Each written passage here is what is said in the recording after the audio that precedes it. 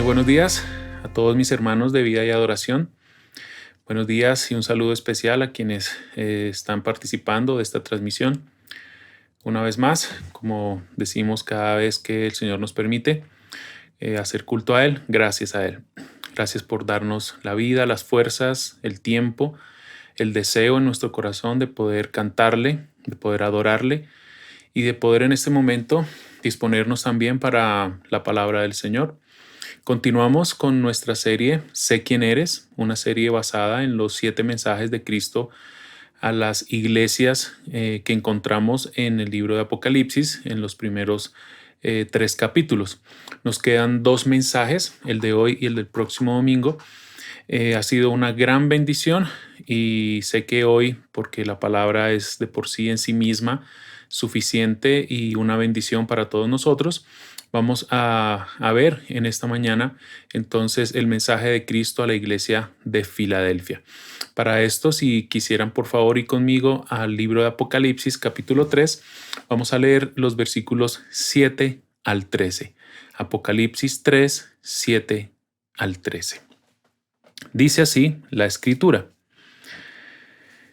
Y escribe al ángel de la iglesia en Filadelfia, el santo, el verdadero, el que tiene la llave de David, el que abre y nadie cierra, y cierra y nadie abre, dice esto. Yo conozco tus obras. Mira, he puesto delante de ti una puerta abierta que nadie puede cerrar, porque tienes un poco de poder, has guardado mi palabra y no has negado mi nombre. He aquí, yo entregaré a aquellos de la sinagoga de Satanás que se dicen ser judíos y no lo son, sino que mienten. He aquí yo haré que vengan y se postren a tus pies y sepan que yo te he amado. Porque has guardado la palabra de mi perseverancia, yo también te guardaré de la hora de la prueba, esa hora que está por venir sobre todo el mundo para poner a prueba a los que habitan sobre la tierra. Vengo pronto. Retén firme lo que tienes para que nadie tome tu corona. Al vencedor le haré una columna en el templo de mi Dios y nunca más saldrá de allí. Escribiré sobre él el nombre de mi Dios y el nombre de la ciudad de mi Dios, la nueva Jerusalén que desciende del cielo de mi Dios, y mi nombre nuevo. El que tiene oído, oiga lo que el Espíritu dice a las iglesias. Oremos.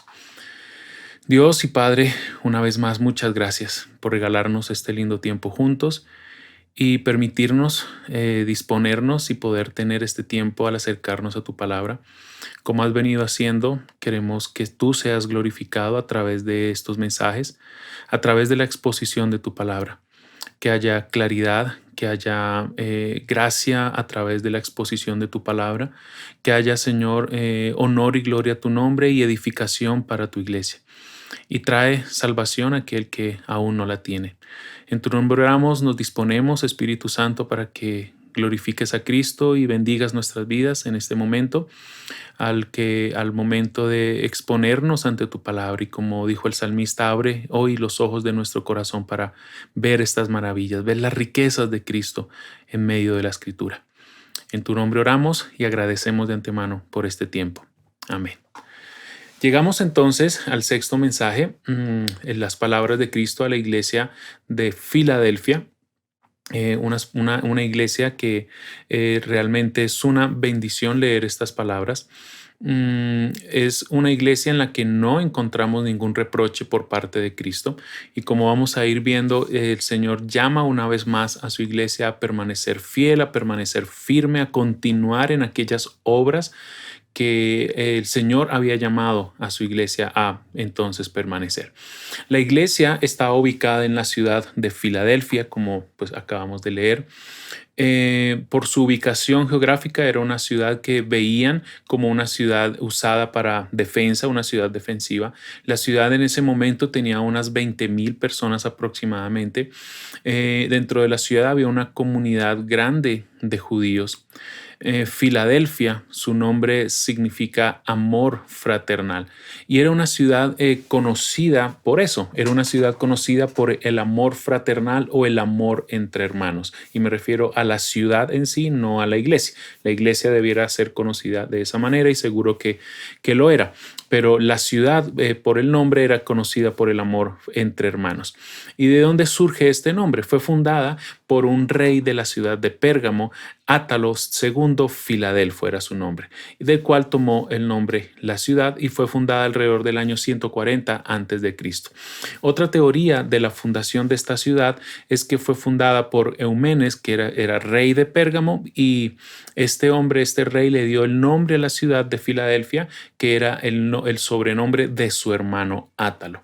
Hubo un rumor para que de pronto entendamos mejor de dónde el nombre y por qué se conocía la ciudad como el amor entre hermanos. Y es que hubo un rumor en alguna época donde el rumor era que el hermano mayor fue asesinado, el rey fue asesinado, y eso le permitió a Átalo aceptar la corona.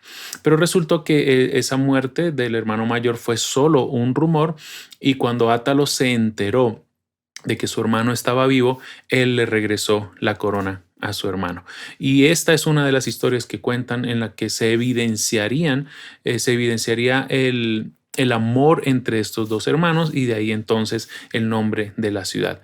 Es más, una de las monedas encontradas por los arqueólogos muestran dos hombres casi idénticos, identificando así o mostrando así los dos hermanos de Filadelfia. Realmente la ciudad, históricamente hablando, era conocida por el amor fraternal o el amor entre hermanos. Fue fundada para extender o con la intención de extender la cultura griega, hacer de Filadelfia un centro para el desarrollo del idioma y las costumbres griegas hacia toda aquella región. Es más, esta ciudad de Filadelfia llegó a ser conocida como la Puerta a Oriente.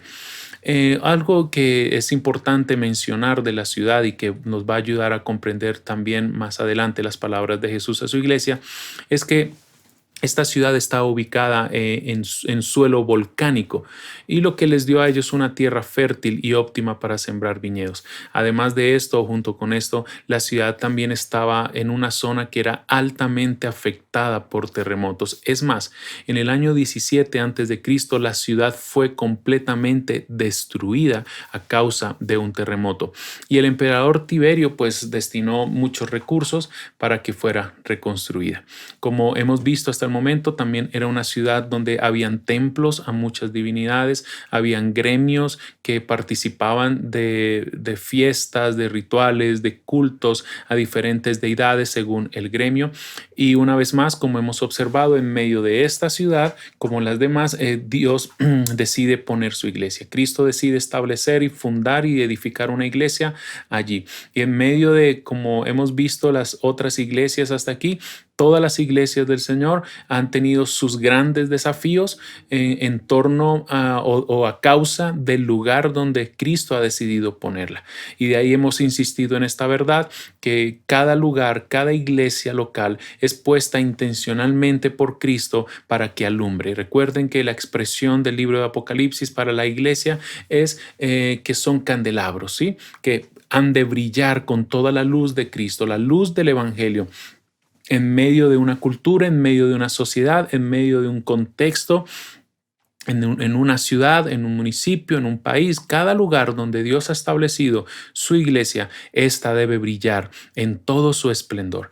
Hemos visto hasta el momento entonces que varias de las iglesias presentaron y enfrentaron grandes dificultades, fueron elogiadas como también fueron reprochadas por el Señor Jesucristo. Pero esta iglesia realmente era una bendición por lo que Cristo mismo ve en ella. Pero antes de llegar allí a lo que era la iglesia, veamos, comenzando desde el versículo 7, la presentación de Jesús. En cada iglesia, a cada iglesia Jesús se presenta de una manera, y esta manera en la que Jesús se presenta tiene que ver de una manera muy íntima con el mensaje que Él le va a dejar a su iglesia. En el versículo 7, entonces, encontramos la presentación de Jesús a la iglesia de Filadelfia, que dice así: y escribe al ángel de la iglesia en Filadelfia, el santo, el verdadero, el que tiene la llave de David, el que abre y nadie cierra, el que cierra y nadie abre, dice esto.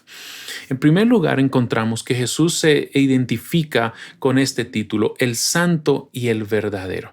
Esta expresión se usa otra vez en Apocalipsis 6:10, y es un título para Dios. Ahora, esta es una clara referencia a Dios y el santo, por ejemplo, viene como una referencia desde el Antiguo Testamento. En muchas veces, por ejemplo, en el libro de Isaías, capítulo 37, 23, Isaías 40, 25, en muchos pasajes del Antiguo Testamento, la expresión el santo es un título que identifica a Dios, Es más, es tan importante y tan recurrente el santo, la expresión el santo, que aparece 20 veces aproximadamente en el libro de Isaías. Cuando Jesús entonces se presenta a sí mismo como el santo, está identificándose como el Dios del Antiguo Testamento y como el Dios en el Nuevo Testamento. Es decir, una vez más encontramos en las palabras de Jesús que Jesús es Dios. Y esto es muy importante para la iglesia de Filadelfia, es muy importante para nosotros. Divinidad de Jesús, Jesús es Dios, algo que negaba el judaísmo.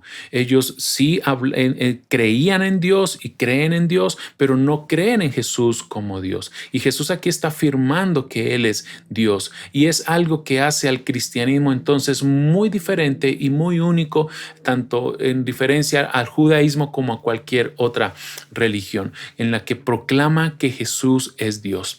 Y también Jesús dice que Él es el santo y Él es el verdadero. Y esta palabra, este título, el verdadero, también tiene un doble significado, si lo pudiéramos decir, uno desde el hebreo en el Antiguo Testamento y otro desde el griego en el Nuevo Testamento. El significado griego tiene el sentido de algo que es genuino. Es como pensar en una joya preciosa que parece genuina, pero es una réplica, es falsa. Y los que conocen de joyas entonces van a identificar si esta joya particularmente entonces es genuina o no lo es. Entonces cuando Jesús dice yo soy el verdadero, Él está diciendo yo soy el genuino, yo no soy un Dios falso, yo soy el Dios genuino, el Dios verdadero. Y el significado antiguo testamentario, el significado judío del título el verdadero es alguien digno de confianza, es alguien fiel. Entonces, las dos definiciones de esta expresión, de esta palabra, el verdadero, se aplican directamente a la persona de Jesús.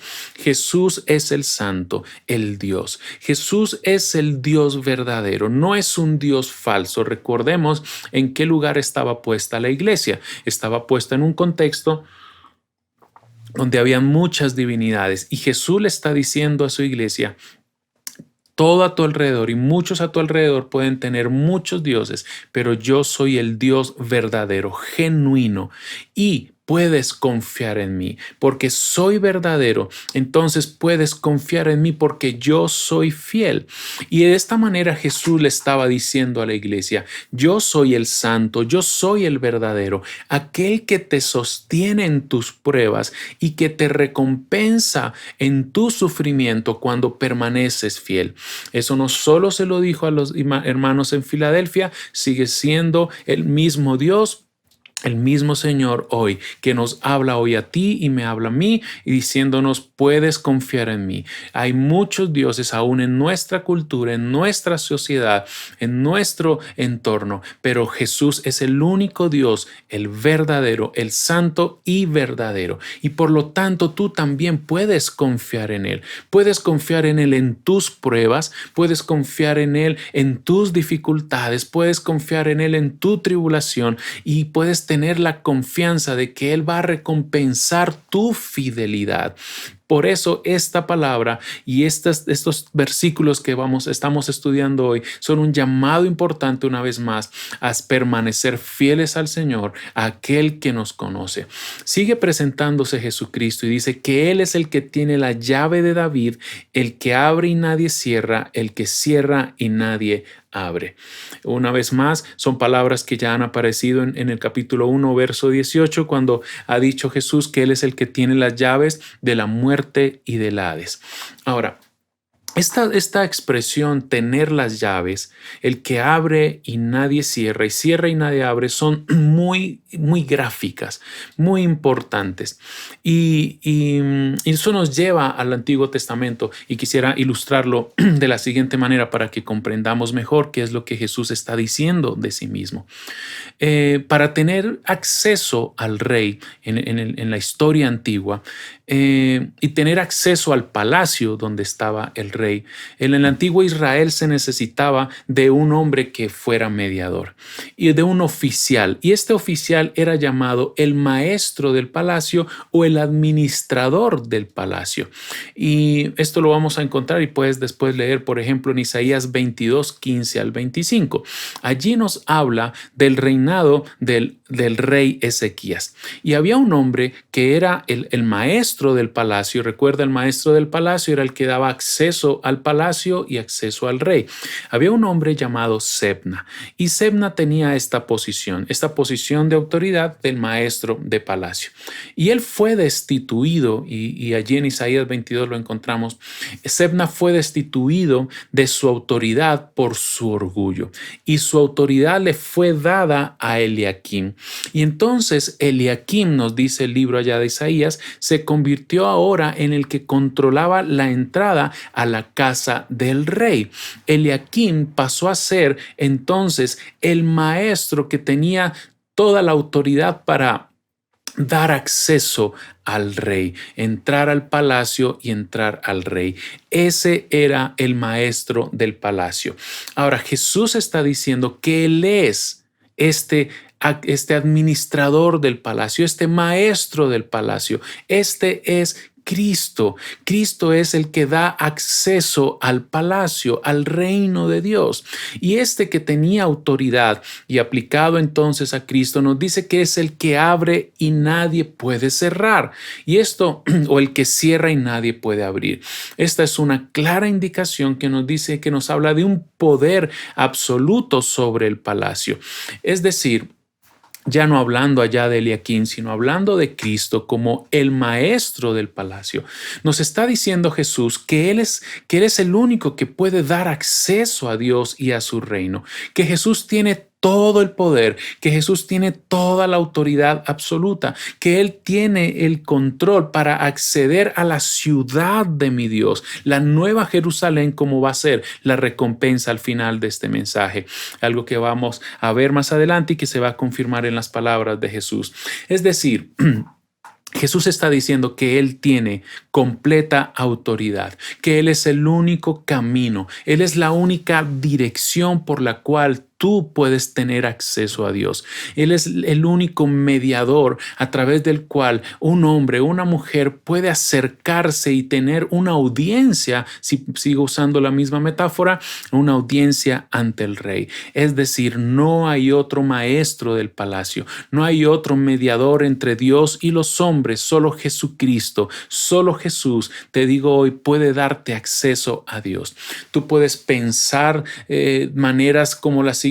Puedes creer que tus buenas obras pueden darte un día acceso al cielo, un día acceso a Dios. Tú puedes pensar que el tratar de ser una buena persona te garantiza el acercarse y el tener una relación con Dios.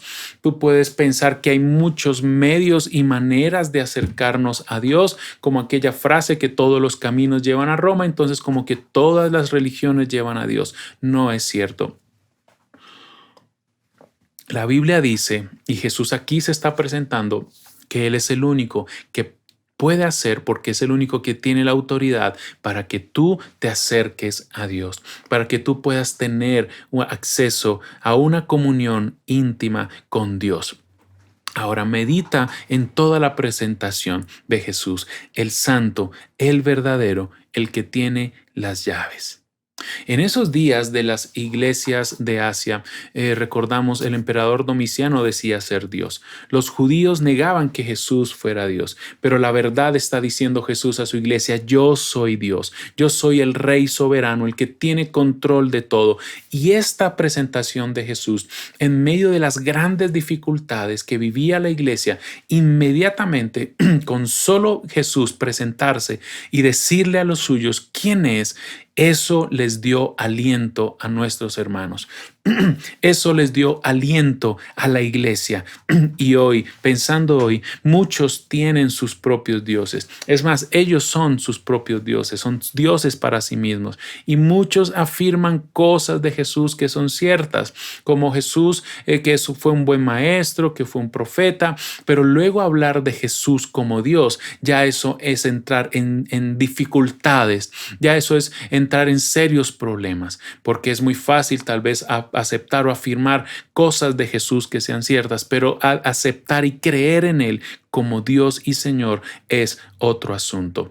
Pero como sea, Jesús está diciendo claramente que Él es Dios y sigue siendo Dios y sigue teniendo control de todo. Y eso, como a nuestros hermanos del primer siglo, a nosotros hoy también nos debe dar aliento, pues sigue siendo Dios Jesús, sigue siendo el maestro del palacio que tiene dominio sobre todo lo que tú vives, sobre todo lo que experimentamos, y nos da acceso a Dios con plena confianza, como dice el libro de Hebreos. Entonces, podemos disfrutar, podemos confiar, podemos estar seguros, podemos estar firmes, porque hay un Dios que es Cristo, que está cuidándonos a nosotros, que está protegiéndonos, que está sosteniéndonos, que está a favor nuestro, que está, como hemos insistido a lo largo de esta serie, caminando entre nosotros.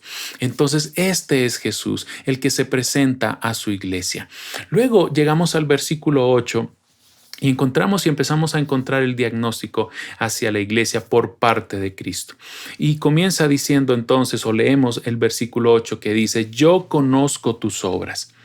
Mira, he puesto delante de ti una puerta abierta que nadie puede cerrar, porque tienes un poco de poder. Has guardado mi palabra y no has negado mi nombre. Una vez más, leemos aquí que Jesús afirma que sabe todo sobre nosotros, que sabe todo lo relacionado con su iglesia, sabe hasta lo más íntimo de los suyos, sabe y camina entre nosotros y nos conoce íntimamente. Y Él está diciendo que todo su gobierno soberano actúa a favor de los suyos. Y en este mensaje no encontramos ningún reproche por parte de Jesús. Lo que encontramos es realmente un elogio hacia la iglesia. Hasta acá hemos visto que muchas cosas que en las iglesias estaban mal, pero Jesús está diciendo: me agrado de ti. Le está diciendo a la iglesia en Filadelfia. Jesús se agrada de esta iglesia. Jesús entonces no solo sabe lo que hemos hecho mal, aún a pesar de nuestra imperfección, Jesús sabe aquellas cosas que sí hacemos bien. Jesús sabe aquellas cosas en las que hemos permanecido en su voluntad. No todo es malo, no todo es malo en las iglesias. Y recuerda que quien hace el diagnóstico, quien hace esta radiografía de su iglesia no es Juan, no somos nosotros, es Cristo mismo, que conoce a su iglesia, que vive entre ella, y Él es el que puede decir qué está bien y qué está mal. Es el que conoce con completa seguridad y certeza quiénes somos.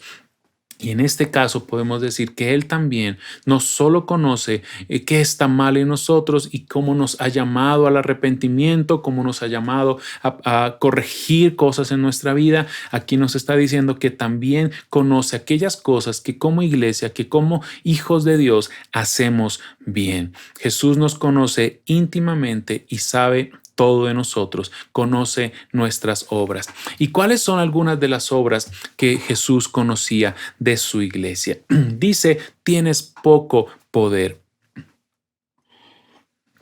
Sé que tienes poco poder. Era una iglesia pequeña, era una iglesia que sufría. Habían, según el relato, y vamos a ver en el próximo mensaje, cómo aquella iglesia se creía fuerte, una iglesia que se creía rica, una iglesia que se creía poderosa, pero realmente no lo era. Filadelfia, a pesar de tener poca fuerza, era una iglesia que se mantenía fiel al Señor. Y recordemos, mis hermanos, que es precisamente en nuestra debilidad donde más nos hacemos dependientes del poder de Dios. Así que esta expresión tienes poco poder no es un reproche, no es algo negativo en la iglesia, es más, se convierte en una bendición y en una virtud en la iglesia. Y vaya que tal vez eso iría en contra de muchas maneras de pensar en nosotros. Pensar que tener poca fuerza es una virtud. Es una virtud para el cristiano, es una bendición para el hijo y la hija de Dios, porque en la debilidad es que el poder de Dios se perfecciona. En la debilidad es que somos más dependientes de Dios. Cuando nos autoengañamos pensamos que somos muy fuertes, muy ricos, que somos muy sabios, pero nada más engañoso que eso. Entonces, y recuerden, sí tenemos que crecer y madurar en el Señor, pero esa madurez se evidencia en una mayor dependencia de Dios y en una mayor fortaleza en el poder de Dios y no en nosotros. Y esa era la iglesia, ese puede ser tú, ese puedo ser yo. Como en nuestra debilidad, Dios reconoce, Cristo reconoce nuestra poca fuerza como una bendición, porque eso ha hecho que dependamos más de Él. Luego Jesús les dice, has guardado mi palabra y no has negado mi nombre. Jesús le está diciendo, yo sé que tú has sido obediente a mi palabra.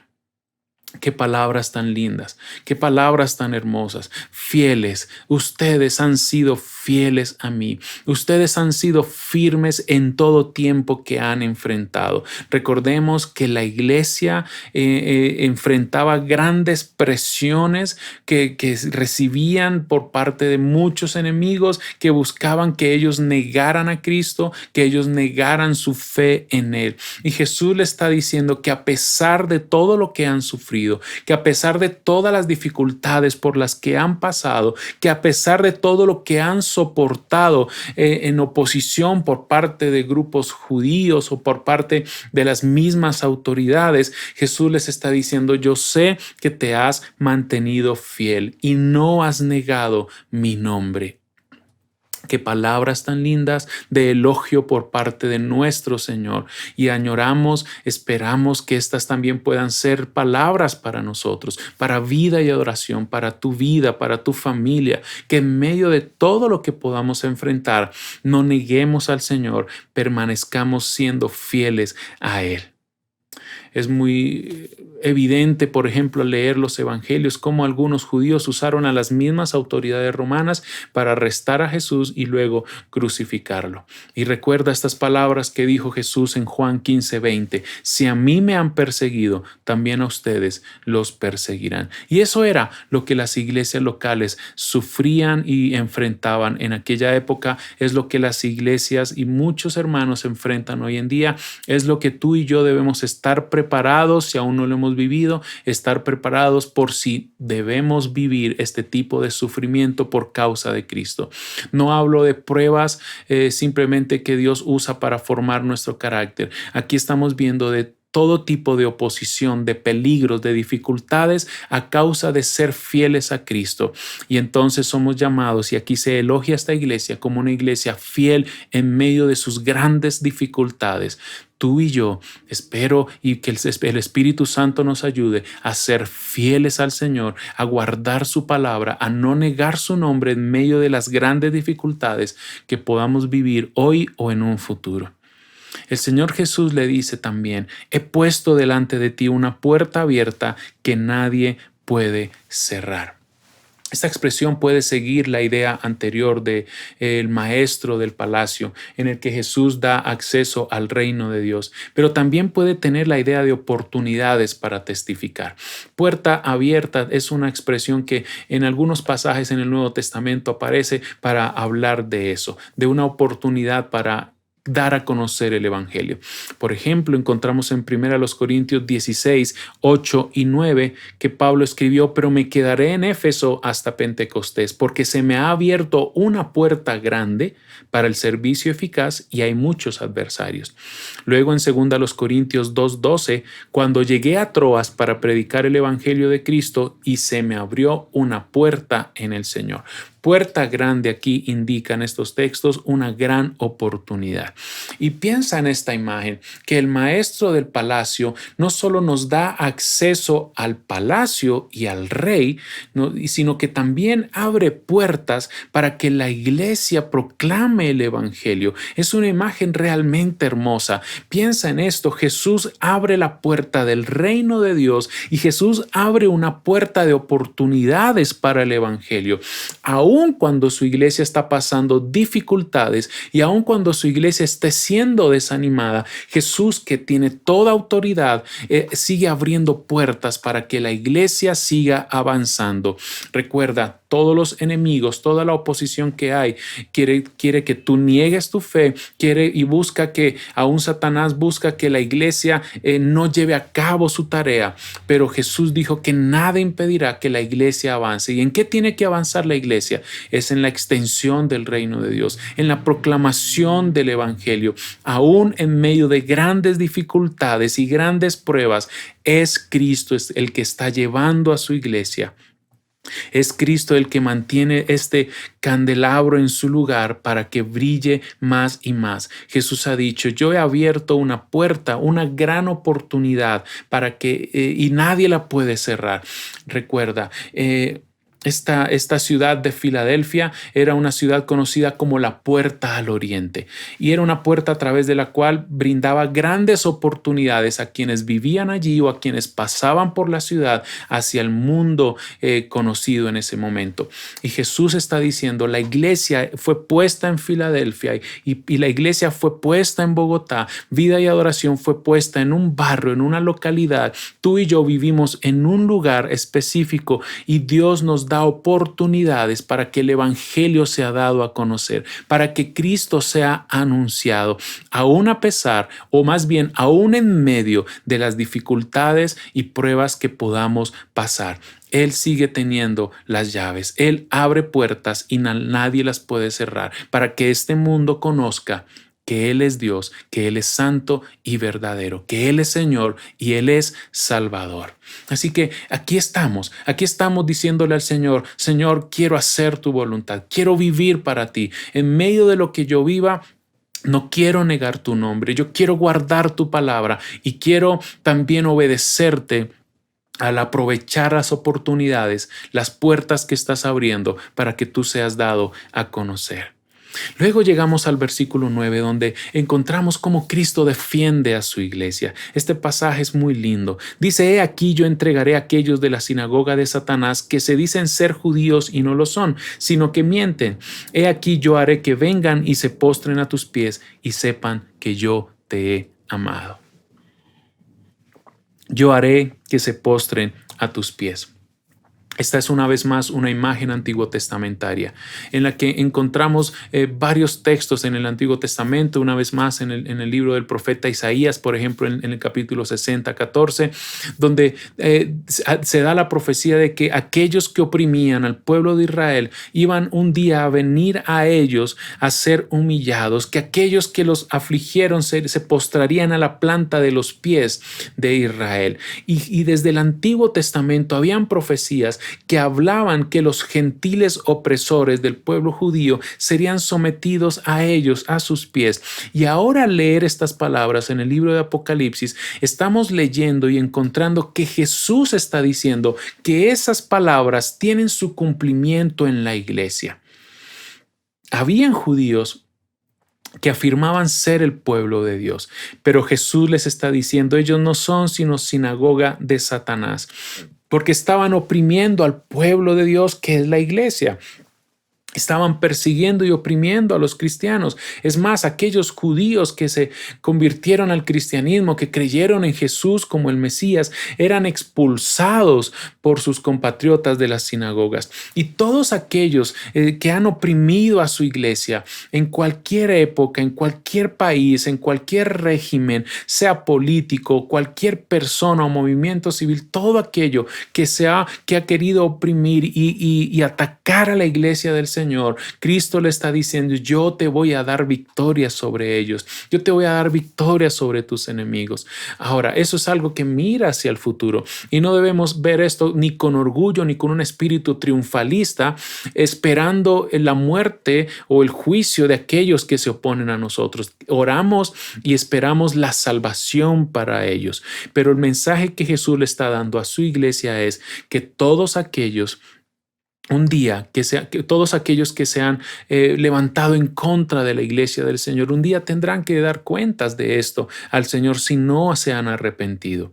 Entonces, Jesús le está diciendo a ellos, piensa, un verdadero judío no es el que se identifica por cosas externas como pertenecer étnicamente a Israel ni por la circuncisión. Él está diciendo, el verdadero hijo de Dios es el de la fe, el que ha creído en Cristo.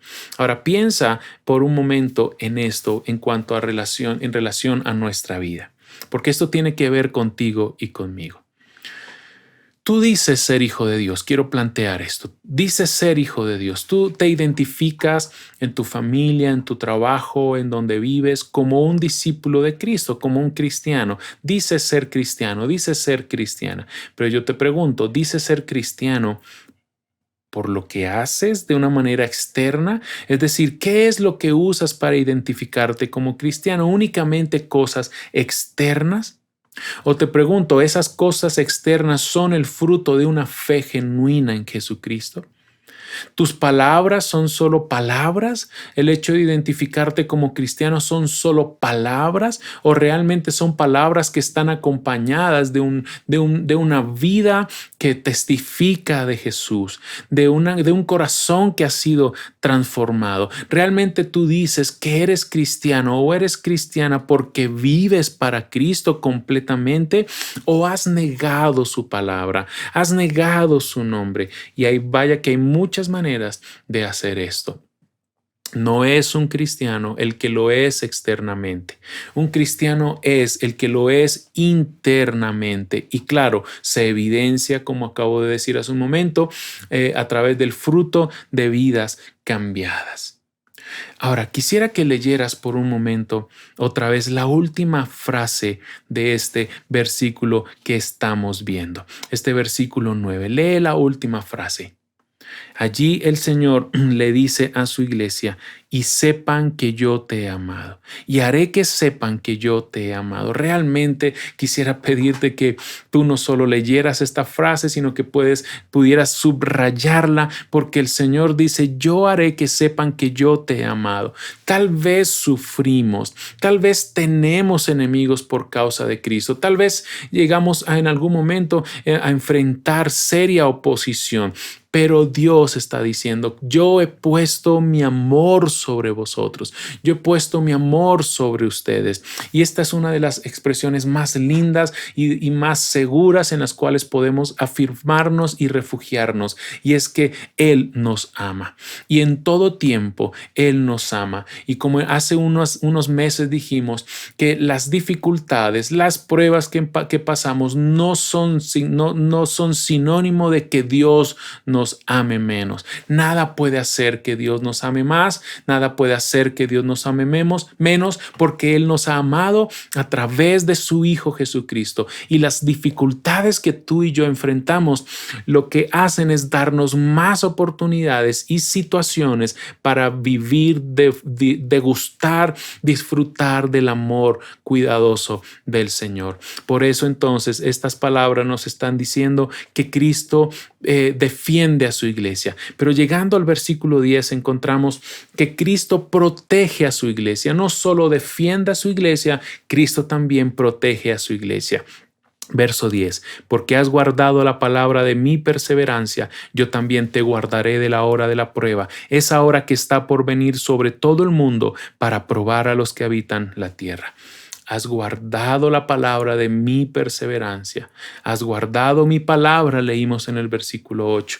Y aquí Jesús les va a advertir, les ha dicho, si has sufrido, pero como vimos hace unos mensajes, vendrá sufrimiento, pero en medio de ese sufrimiento yo voy a estar contigo. Jesús les anticipa que vendrá un tiempo de gran dolor, de gran sufrimiento y aún persecución, pero ellos serán guardados. ¿Has guardado la palabra de la perseverancia o has guardado la palabra del sufrimiento? Otra manera de poder decirlo es que has guardado mi mandato de ser constante, has sido fiel. Y los cristianos de Filadelfia permanecieron fieles al Señor a través de las pruebas y dificultades, como tú y yo debemos hacerlo. Entonces Jesús le dice, yo también te guardaré de la hora de la prueba o de la hora de tentación. Y aquí guardar, la palabra que usa Jesús es muy linda. Guardar significa proteger, custodiar, reservar, mantener firme, mantener a salvo. ¿Y qué está diciendo Jesús? Yo protejo a mi iglesia. Es la protección del Señor dentro de la prueba. No entendamos estas palabras como el hecho de ser sacados de la prueba, ser sacados de la dificultad, como evadir las dificultades, sino ser protegidos en medio de las dificultades. Jesús no está diciendo que escaparemos de la hora de la prueba, sino que seremos guardados o protegidos por Cristo mismo en medio de esta. Y quisiera que viéramos algo, por ejemplo, en Apocalipsis 6, 9 al 11, que nos habla que cómo la iglesia sí atravesó esta prueba y atravesó muchas dificultades y mucho sufrimiento, pero Cristo protegió y recompensó a su iglesia. En Apocalipsis 6, 9 al 11 dice, cuando el Cordero abrió el quinto sello, vi debajo del altar las almas de los que habían sido muertos. Escucha bien. Vi las almas de los que habían sido muertos a causa de la palabra de Dios y del testimonio que habían mantenido. ¿Qué nos está diciendo aquí Juan? Que Juan vio mártires.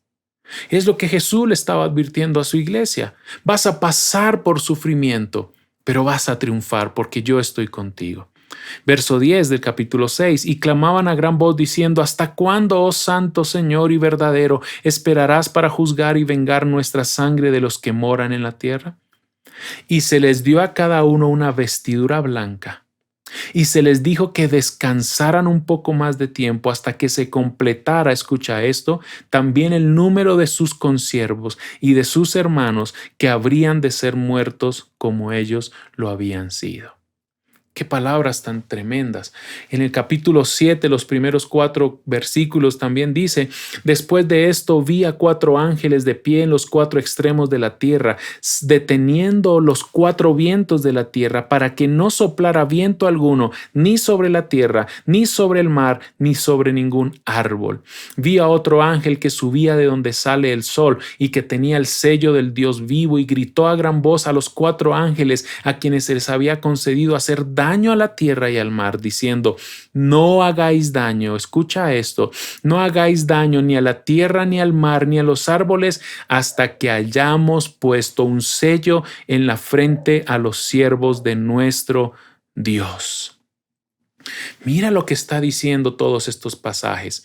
Jesús le está diciendo a la iglesia que iba a enfrentar pruebas, iba a enfrentar sufrimiento, pero que al final ellos iban a tener la victoria, que Jesús los iba a proteger de esa hora de la prueba que iba a venir sobre el mundo. Iban a estar ahí presentes, pero serían protegidos, serían guardados. Aún a muchos de ellos, como leímos y como ocurre hoy en muchos lugares, enfrentaron y enfrentan la muerte como una consecuencia de la persecución a causa de la fe en Jesús. Pero aún así, Jesús les da la victoria a su iglesia. Es como leer Isaías 43:2 que nos dice, cuando pases por las aguas, yo estaré contigo. Y si por los ríos no te anegarán, cuando pases por el fuego no te quemarás, ni la llama te abrazará. ¿Por qué? Porque en medio de la prueba, dice Jesús, yo te protejo. En medio de la persecución, persecución que algunos de nuestros hermanos en algún lugar del mundo están sufriendo, Jesús los está protegiendo. Tal vez fallezcan, sí, pero Jesús los está protegiendo y les serán dadas, como a nosotros un día, vestiduras blancas y tendremos victoria porque Cristo ha vencido, mis hermanos. Recordarás las palabras de Jesús en Juan 17:15. No te ruego que los saques del mundo. Son como estas mismas palabras que le está diciendo a Filadelfia. Estás en el mundo, vas a sufrir, sí. Y Jesús aquí orando en su oración sacerdotal le dice al Padre: no te ruego que los saques del mundo, sino que los guardes del maligno. Guardar, la misma palabra de Juan 17:15 es la que encontramos en Apocalipsis 3 a la iglesia de Filadelfia. Guardados del mal, guardados del maligno en medio de las grandes pruebas y dificultades que podamos llegar a enfrentar por causa de ser fieles a Jesús. Guardar o proteger. Recuerda que Él es el que tiene toda autoridad, el que cuida, y Él es el único que puede cumplir esto, que puede prometerlo y cumplirlo. Jesús ora por los suyos para que seamos protegidos en medio de la prueba. Y nada en la Biblia, mis hermanos, nos indica que el cristiano no pasará por dificultades. Cada día en el mundo muchos cristianos mueren por causa de su fe en Jesús, y que no nos demos cuenta no quiere decir que no suceda. ¿Qué estamos leyendo acá? Que el Señor promete a los suyos que en la hora de la prueba, en su sufrimiento, seremos protegidos, guardados. No indica que estaremos sin sufrimiento, solo que estaremos protegidos en medio de esa hora de prueba que está por venir sobre el mundo. Y basta empezar a leer el resto de Apocalipsis desde el capítulo 4 en adelante para darnos cuenta cómo Satanás, cómo hombres y mujeres malvados persiguieron y perseguirán a la iglesia como un instrumento para hacer daño a la iglesia. Y se refiere a un tiempo de juicio, esa hora de prueba que está por venir en el mundo. Se refiere también a un tiempo de juicio hacia los incrédulos. Y es un llamado a ti que la palabra y que Cristo te hace hoy, si no has creído aún en Jesús, donde vendrá un tiempo cuando tú y yo compareceremos ante el Señor y recibiremos cada uno según nuestras obras. Y este tiempo del cual Jesús habla será un tiempo de juicio para los incrédulos, para los enemigos de la iglesia, pero también un tiempo de mayor santificación y crecimiento espiritual para los creyentes. Pregunto, ¿será que este tiempo que estamos viviendo hoy en todo el mundo pudiera ser algo de este tipo de prueba que el Señor envía sobre el mundo? De juicio sobre las naciones que niegan a Jesús directamente, que niegan a Dios directamente, y también un tiempo de santificación y crecimiento para su iglesia.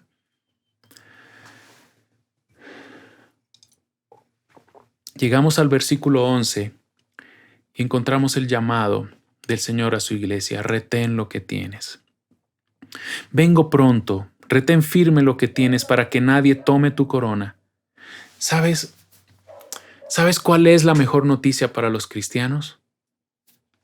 Estas dos palabras del versículo 11, las primeras dos palabras del verso 11. Es la mejor noticia que tú y yo podemos recibir hoy. Es la mejor noticia que nuestros hermanos pudieron recibir en medio de sus grandes dificultades. Vengo pronto. Sí, Jesús les dijo: yo te voy a proteger, y eran grandes noticias. Yo voy a abrir puertas que nadie puede cerrar, y eran grandes noticias. Pero la más grande noticia que ellos recibieron, la más grande noticia a la cual podemos aferrarnos y tener esperanza, son estas palabras del labio de Jesús cuando dice: vengo pronto. Lo estás haciendo bien, le dice Jesús. Sigue haciendo lo que haces. Aférrate a mi palabra. Permanece fiel porque vengo pronto. Y mientras vengo, retén lo que tienes. Camina mirando con la esperanza y el deseo de mi llegada, dice Jesús. Y así debemos caminar nosotros, con el gozo expectante del regreso de Cristo Jesús. Y observa algo que Jesús le ha dicho a ellos: yo te voy a proteger, pero tienes un compromiso, y es ser fiel. Y la protección de Dios y el la fidelidad por parte nuestra son dos cosas que van juntas. No puedes pensar en que Dios nos protege siendo infieles a Él. No, está diciendo, yo te protejo, eso es lo que yo me comprometo porque soy fiel, pero tú debes ser fiel también. Retén lo que tienes para que nadie tome tu corona. Hace unos domingos hablamos de la corona, la guirnalda, el premio, la recompensa, una metáfora para hablar de la recompensa eterna de la vida. La vida eterna es la corona, la vida eterna es la recompensa. Con eso seremos coronados. Como Pablo escribió, que el que compite como atleta no va a ganar el premio, sino compite de acuerdo a las reglas. Pedro dijo en 1 de Pedro 5:4 que cuando aparezca el príncipe de los pastores recibiréis la corona inmarcesible de gloria. Entonces, cuando Jesús dice vengo pronto, está diciendo yo te voy a consolar. Su regreso consuela al creyente. La venida del Señor consolará y consuela hoy al creyente que es oprimido y cercado y atacado por las tristezas, la angustia y las dificultades. La venida de Cristo, por un lado, es una advertencia para el cristiano desinteresado, despreocupado y que no tiene responsabilidad ante el Señor. Pero también es un consuelo para aquel que se mantiene firme. Como no hay queja contra la iglesia en Filadelfia, pues no hay corrección. Jesús les llama a permanecer en lo que ya están haciendo, en su firmeza en Cristo. Y luego pasa entonces a la recompensa. El versículo 12 dice, al vencedor le haré una columna en el templo de mi Dios y nunca más saldrá de allí. Allí escribiré sobre él el nombre de mi Dios y el nombre de la ciudad de mi Dios, la nueva Jerusalén, que desciende del cielo de mi Dios, y mi nombre nuevo. Al vencedor. El vencedor es el que recibe la recompensa, el premio, el que venza será recompensado. ¿Quiénes son estos vencedores? Los que vencen el pecado, los que se niegan a comprometerse con el mundo y se aferran a Cristo Jesús. Y leemos en este versículo cosas realmente muy preciosas, porque dice, ¿qué va a recibir el vencedor? Piensa, ¿por qué mantenerte firme a Cristo en medio de todo lo que vives? Piensa en el futuro y piensa en lo que vas a recibir. Jesús dice y Jesús promete algo. Y vamos a leer. En primer lugar, le haré una columna en el templo de mi Dios. Le haré una columna en el templo de mi Dios. Recuerda, las iglesias habitaban en ciudades donde habían templos a muchos dioses. Y las columnas de estos templos eran columnas muy grandes. Eran columnas que eran consideradas firmes. Y el Nuevo Testamento toma esto para hablar de un beneficio de ser seguidores fieles de Jesús. Ahora, como Apocalipsis nos va a decir, no va a haber templo en la Nueva Jerusalén. Esta expresión, te haré una columna en el templo de mi Dios, es una metáfora que habla de estabilidad, de firmeza. Algo que contrasta claramente con las condiciones actuales, no solo de la iglesia en Filadelfia o de todas las iglesias allí en el primer siglo, algo que contrasta con las circunstancias de la iglesia en el presente. Jesús promete estabilidad, Jesús promete firmeza. ¿Y sabes qué dice? Nunca saldrá de allí, nunca será expulsado del templo de mi Dios. Es lo que David deseó durante toda su vida cuando él expresó, una cosa he deseado y he pedido y esa voy a buscar, que habite yo en la casa del Señor todos los días de mi vida. Aquí Cristo está prometiéndonos eso, vas a estar por siempre en mi presencia. Para ilustrarte esto, Estribo, que fue un filósofo y geógrafo, escribió que la ciudad de Filadelfia tenía muros que no le brindaban ninguna seguridad. Recuerda que esta ciudad había sido fundada en un terreno altamente dado a los terremotos. Sus muros, por los terremotos, los muros de la ciudad se sacudían constantemente y se fracturaban constantemente. Las personas que vivían en Filadelfia vivían con el temor y la incertidumbre de que en cualquier momento iba a haber un terremoto. Y la amenaza de posibles terremotos hizo que los habitantes de la ciudad salieran de sus casas y salieran de la ciudad a lugares desprotegidos, fuera de la ciudad. Recordarás que las ciudades eran protegidas por muros, pero los muros de Filadelfia eran blandos o se fracturaban por los terremotos. No era un lugar de seguridad, no era un lugar de protección para los habitantes. Entonces, ¿qué hacían? Ellos salían de la ciudad, salían fuera de sus casas. Y Jesús les está diciendo a ellos, cuando yo venga y permanezcas fiel, vas a vencer y no vas a salir jamás de donde yo te voy a llevar. No tendrás más temor. En medio del sufrimiento de los terremotos devastadores que hacía que las personas salieran de la ciudad y se establecieran fuera de la ciudad, Jesús les da una promesa de un lugar permanente, la Nueva Jerusalén. Nada les está diciendo Jesús, nada les hará tener temor. No tendrás que huir de la ciudad celestial. Hoy tememos a muchas cosas, no solo a terremotos, hoy tememos a la inseguridad. Solo por el hecho de cerrar con llave la puerta de nuestra casa es una muestra de que hay peligros a nuestro alrededor, pero Jesús nos está diciendo, va a llegar el momento donde no tendrás temor, estarás seguro para siempre y allí, mis hermanos, permaneceremos, viviremos por siempre. A quienes triunfen, a quienes permanezcan fieles. Los que venzan serán recompensados, dice el Señor. Serán recompensados siendo firmes, siendo estabilizados, siendo librados de todo temor y toda angustia en Él y con Él para siempre. Pero ¿sabes qué más leemos? Que los que venzan serán recompensados con 3 nombres. Leemos allí, escribiré sobre él el nombre de mi Dios primero. El nombre de la ciudad de mi Dios, la Nueva Jerusalén que desciende del cielo de mi Dios. Y tercero, escribiré sobre él mi nombre nuevo. Una referencia más a la ciudad de Filadelfia es que en el año 17 después de Cristo fue destruida por un terremoto y el emperador Tiberio le dio 5 años de gracia en la que la ciudad no pagaría impuestos para ayudarla a reconstruir. El emperador envió una comisión para inspeccionar el estado de la ciudad y luego la ciudad recibió el nombre de la Nueva Cesarea. Años después, bajo el emperador Vespasiano, Filadelfia recibió el nombre de Flavia. Ahora, la ciudad de Filadelfia recibió un nombre nuevo, pero ese nombre nunca se mantuvo, nunca fue usado. Ahora Jesús le está diciendo a su iglesia que ellos recibirían un nombre que sí perduraría, un nombre que sería firme, que sería para siempre. Y les dice entonces, escribiré sobre él, ¿sobre quién? Sobre el que triunfe, sobre el que sea firme, sobre el que se mantenga firme y venza. Al vencedor le daré el nombre de mi Dios.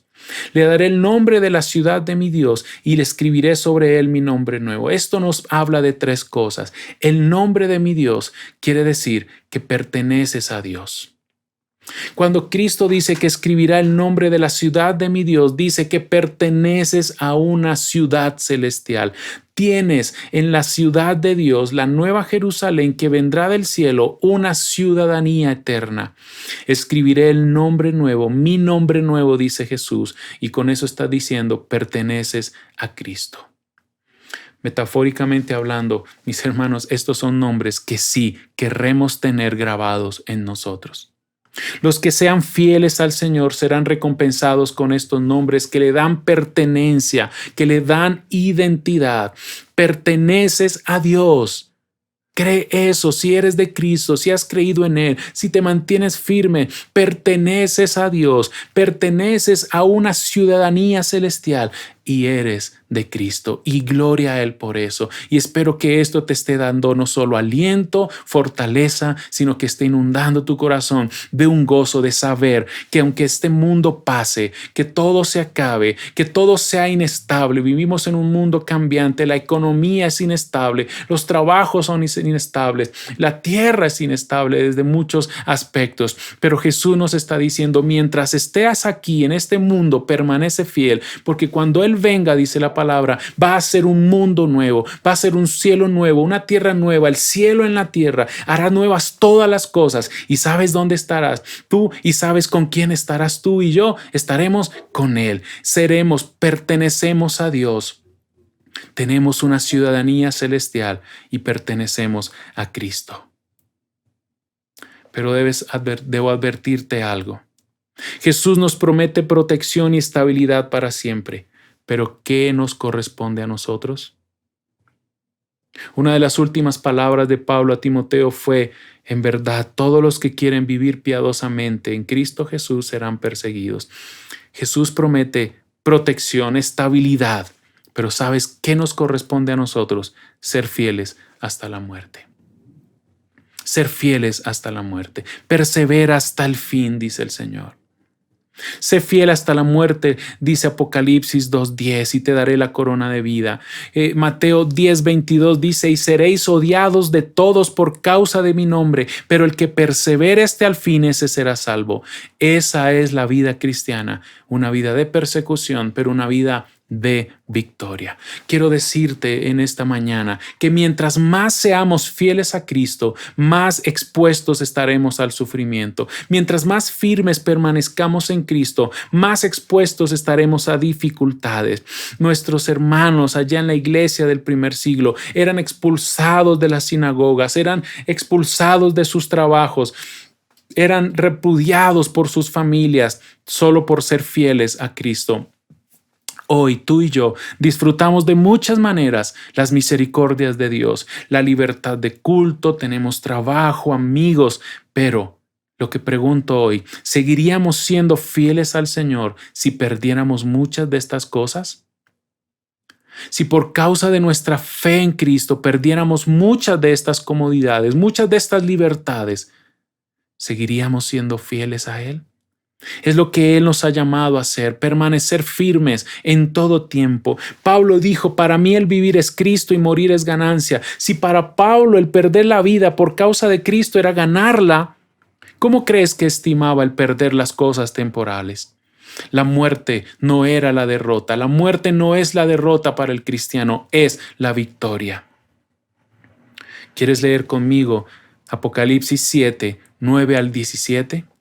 Apocalipsis 7, 9 al 17. Juan escribe esto. Después de esto miré y vi una gran multitud que nadie podía contar, de todas las naciones, tribus, pueblos y lenguas, de pie delante del trono y delante del Cordero, vestidos con vestiduras blancas y con palmas en las manos. Y clamaban a gran voz diciendo, la salvación pertenece a nuestro Dios, que está sentado en el trono y al Cordero. Y todos los ángeles estaban de pie alrededor del trono y alrededor de los ancianos y de los 4 seres vivientes, y cayeron sobre sus rostros delante del trono y adoraron a Dios, diciendo amén. La bendición, la gloria, la sabiduría, la acción de gracias, el honor, el poder, la fortaleza sean a nuestro Dios por los siglos de los siglos. Amén. ¿Puedes decir amén a eso también? Verso 13, y uno de los ancianos habló diciéndome, estos que están vestidos con vestiduras blancas, ¿quiénes son y de dónde han venido? Yo le respondí, y mira esto, Señor mío, tú lo sabes. Y él me dijo, estos son los que vienen de la gran tribulación y han lavado sus vestiduras y las han emblanquecido en la sangre del Cordero. Por eso están delante del trono de Dios y les sirven día y noche en su templo, y el que está sentado en el trono extenderá su tabernáculo sobre ellos. Mira esto, ya no tendrán hambre ni sed, ni el sol los abatirá, ni calor alguno, pues el Cordero, Cristo, en medio del trono los pastoreará. El Cordero En medio del trono los pastoreará y los guiará a manantiales de aguas de vida. Y Dios enjugará toda lágrima de sus ojos. Eso puedes recibir hoy si crees en Jesús. Eso tendrás hoy, mi hermano, mi hermana, si permaneces fiel.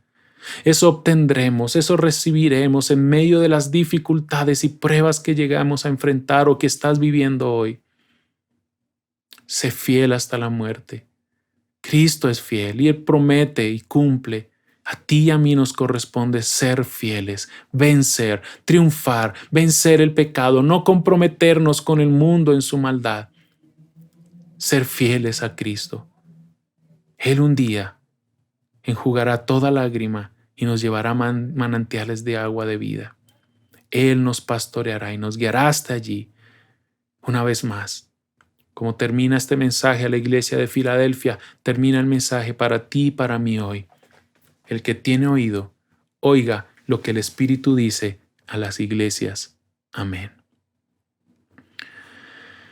Una vez más, Señor, nos has hablado. Qué lindo cuando elogias a tu iglesia. Qué lindo cuando elogias y alabas a los tuyos por ser fieles. Míranos, Señor, hoy a vida y adoración. Tú que nos conoces íntimamente, sabes si realmente somos fieles o no. Necesitamos en nuestra debilidad que tu poder nos fortalezca, que tu gracia nos fortalezca, porque queremos ser como nuestros hermanos allí en Filadelfia. En medio de las pruebas, permanecer fieles, no negar tu nombre, guardar tu palabra. Añoramos tu regreso, Cristo. Ven pronto por tu iglesia, ven pronto por nosotros. Haz nuevas todas las cosas, porque recibiremos de ti firmeza, protección, estabilidad. Somos de Dios, somos de ciudadanos del cielo, somos de Cristo. Con nuestra esperanza puesta en ti, caminamos y queremos permanecer fieles y firmes. Por tu Espíritu Santo, que eso sea posible. Y una vez más te pido que provoques la nueva vida al corazón que está muerto en su pecado. Abre los ojos para que Cristo alumbre a los corazones que aún no han venido a salvación. Gracias, Señor, por esta tu palabra, por llamarnos una vez más a ti y a seguirte. Amén.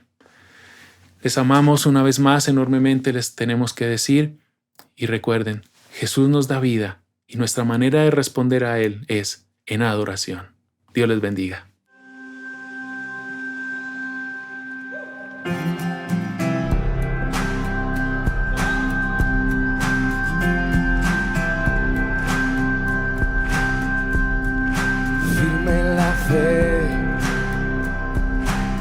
Mis ojos puestos en